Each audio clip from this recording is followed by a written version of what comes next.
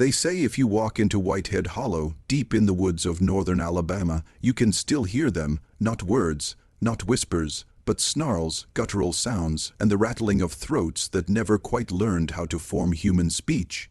In 1874, an entire family was discovered living in that hollow. They did not talk like men and women.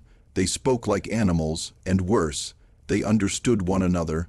This story, buried under church records and sealed county documents, was dismissed as rumor. But what investigators found in Whitehead Hollow was not a myth. It was a revelation that tore at the boundaries of humanity itself. Whitehead Hollow was a stretch of limestone valleys and low pine forest, 10 miles from the nearest road. It had always been avoided even before settlers arrived. Creek tribes called it the throat of the earth, a place where voices were stolen. Hunters swore they heard cries that didn't belong to man or beast.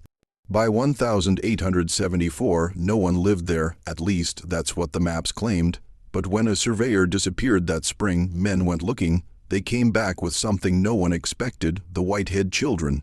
The children were found crouched in the ruins of a collapsed cabin, 5 of them, their limbs caked with mud, their faces feral with hunger.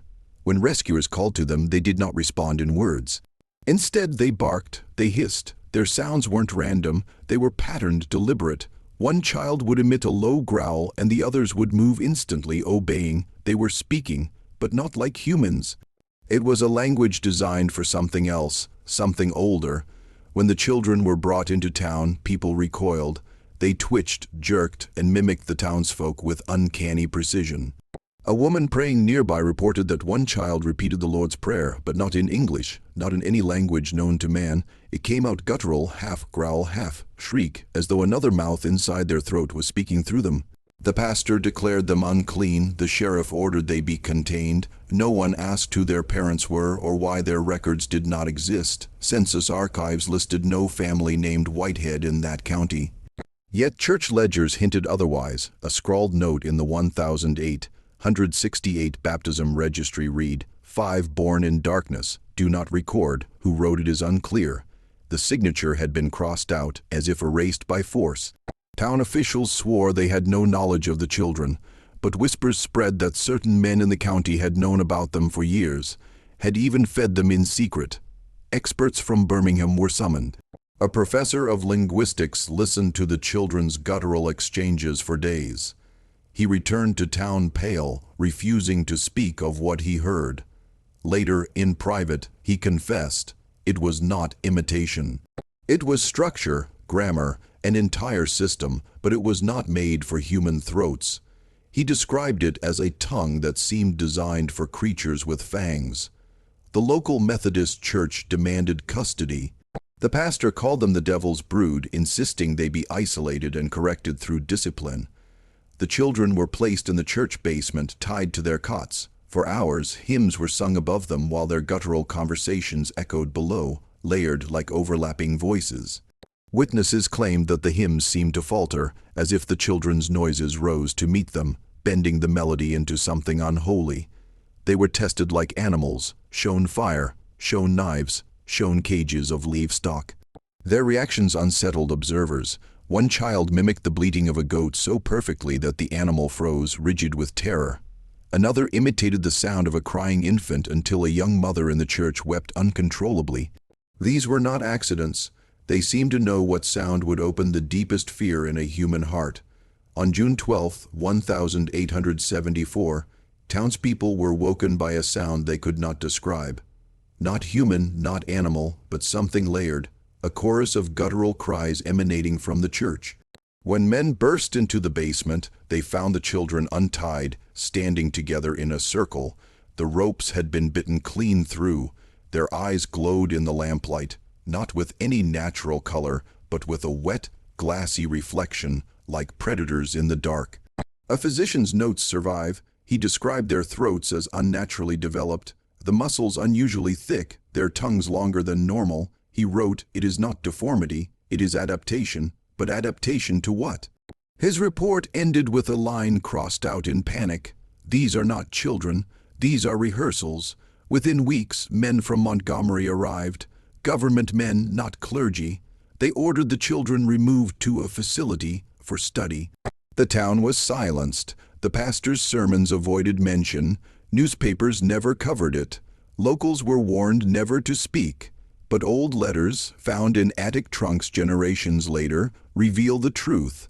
Some townsfolk were relieved the children were gone. Others wept, and some swore they still heard the voices in the trees who birthed them. Rumors claimed a woman lived in Whitehead Hollow years before, a woman who refused to enter town, who birthed her children in silence, who never spoke a word. Some said she was mute. Others claimed she spoke too much, that she spoke in a tongue no one could endure. She was never found. Her grave was never marked.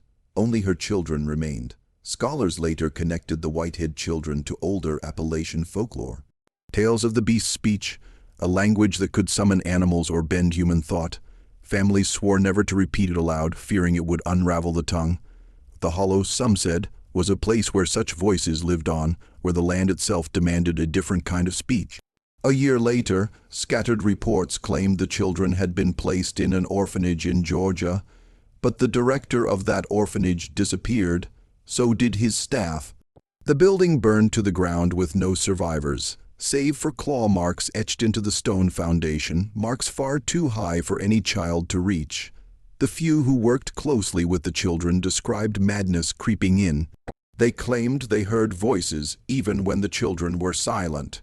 One teacher slit his own throat, leaving behind only one sentence scrawled on the wall in blood. "They are teaching me their words." Unconfirmed documents suggest the children were eventually moved again, not to an orphanage but to a military facility. Officials wanted to know if their speech could be weaponized. Could it command soldiers? Could it break enemies without bullets? The files end abruptly. What became of the children is erased. Whitehead Hollow never recovered. Families moved away. Crops failed.